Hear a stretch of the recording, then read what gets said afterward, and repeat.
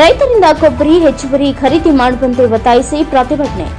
ಸಂಯುಕ್ತ ಕರ್ನಾಟಕ ಕೊಬ್ಬರಿ ಹೋರಾಟ ಸಮಿತಿ ಅರಸೀಕೆರೆ ಹಾಗೂ ಹಲವು ರೈತರ ಪರ ಸಂಘಟನೆಗಳಿಂದ ಹಾಸನ ಜಿಲ್ಲೆ ಅರಸೀಕೆರೆ ನಗರದ ಪ್ರವಾಸಿ ಮಂದಿರದಿಂದ ಬಿಎಚ್ ರಸ್ತೆ ಮಾರ್ಗವಾಗಿ ಕೃಷಿ ಉತ್ಪನ್ನ ಮಾರುಕಟ್ಟೆವರೆಗೂ ಹಲವು ರೈತರೊಂದಿಗೆ ರಸ್ತೆ ಉದ್ದಕ್ಕೂ ರೈತರ ಪರ ಜೈಕಾರ ಹಾಕುತ್ತಾ ಸಾಗಿದ್ರು.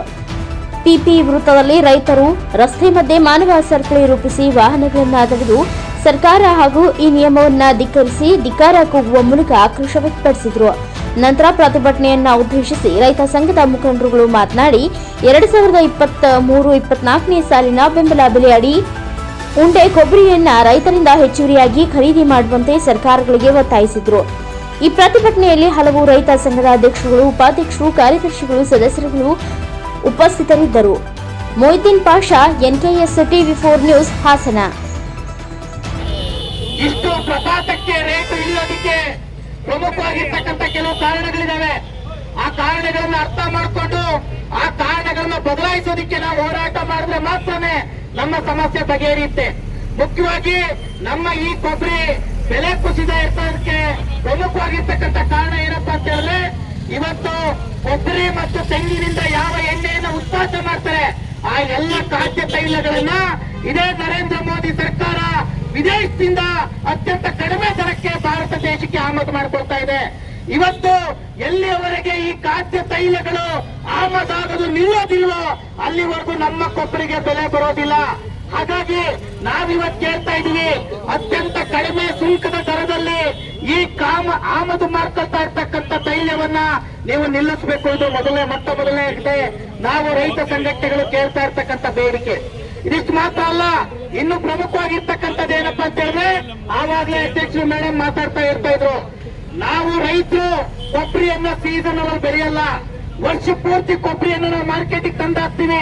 ಇವತ್ತು ನೆಫೆಟ್ ಅನ್ನ ಓಪನ್ ಮಾಡ್ತಾ ಇರ್ತಕ್ಕಂಥವ್ರು ಯಾಕೆ ಈ ಕಾಲಾವಧಿ ನಿಗದಿ ಮಾಡ್ತಾ ಇದಾರೆ ಅಂತ ಹೇಳಿದ್ರೆ, ನೆಫೆಟ್ ಅಲ್ಲಿ ಕೂತಿರ್ತಕ್ಕಂಥ ಯಾವ ಅಧಿಕಾರಿಯು ಒಬ್ನು ಒಂದಿನೂ ಕೂಡ ತೆಂಗಿನ ಗಿಡಕ್ಕೆ ಬಂದು ನೀರ್ ಹಾಕ್ತಾನಲ್ಲ, ಒಬ್ನು ಒಂದಿನೂ ಕೂಡ ಕೊಬ್ಬರಿ ಸುಲ್ದೋನಲ್ಲ, ಒಬ್ನು ಒಂದಿನೂ ಬಂದು ಮಾರ್ಕೆಟ್ಗೆ ಕೊಬ್ಬರಿ ಹಾಕ್ತಾನಲ್ಲ.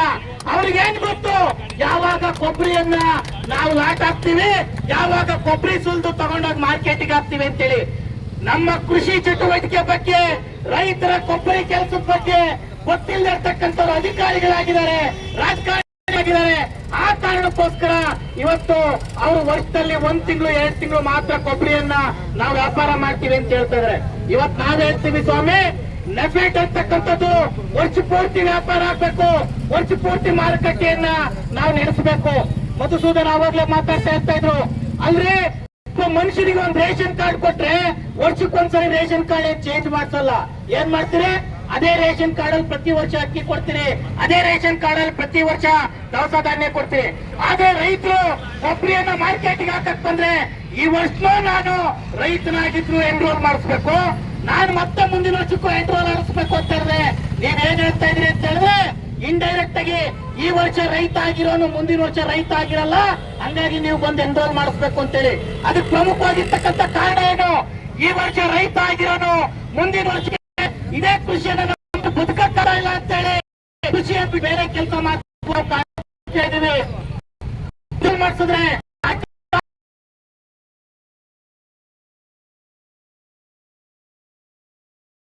ಇವತ್ತು ಕೊಬ್ಬರಿನ ಯಾವುದೋ ಒಂದು ಮೂಲೆಯಲ್ಲಿ ಯಾವುದೋ ಒಬ್ಬ ಅಧಿಕಾರಿ, ಒಬ್ರು MLA MP ಗಳ ಸಹಕಾರದಿಂದ, ಪಕ್ಷಗಳ ಒಡನಾಟದಿಂದ ಮನೆ ಮನೆಗೆ ಹೋಗಿ ಕೊಬ್ಬರಿ ಖರೀದಿ ಮಾಡಿ ಅವ್ರದ್ದು ಏನಿದೆ ಕೊಬ್ಬರಿ ಇದೆಯೋ ಇಲ್ವೋ ನೋಡಿ ಒಂದು ನಿರ್ಧಾರ ಮಾಡಿ ಅಂತ ನಾವು ಅವತ್ತಿಂದನೂ ಹೇಳ್ತಾ ಇದ್ರು ಕೂಡ, ಯಾವುದೋ ಒಂದು ಮೂಲೆಯಲ್ಲಿ ಕೂತ್ಕೊಂಡು ನಮಗೆ ಬೇಕಾದಂಥವ್ರನ್ನ ಕೊಬ್ಬರಿ ಧಾರಣೆ ಫಿಕ್ಸ್ ಮಾಡಿ ಅವ್ರು ತಗೊಂಡವ್ರೆ. ಮತ್ತೆ ಅಮಾಯಕ ರೈತರುಗಳಿಗೆ ಸ್ಲಿಪ್ ಕೊಟ್ಟವ್ರೆ. ಆ ರೈತರು ಆ ಸ್ಲಿಪ್ ಇಟ್ಕೊಂಡು ದಿನ ಬಂದ್ APMC ಹತ್ರ ಕಾಯ್ತಾರೆ. ಅದು ಕನಿಕರನೇ ಇಲ್ವಾ? ರೈತರು ಅರ್ಥ ಮಾಡ್ಕೋಬೇಕು. ರೈತರು ಒಗ್ಗಟ್ಟಾಗಿ ಒಂದ್ಸರಿ ದಂಗೆ ಇದ್ರೆ ಯಾಕೆ ನಾವು ಈ ಸರ್ಕಾರನ ಬದಲಾಯಿಸಬಾರ್ದು, ಅಧಿಕಾರಿಗಳನ್ನ ಬದಲಾಯಿಸಬಾರ್ದು?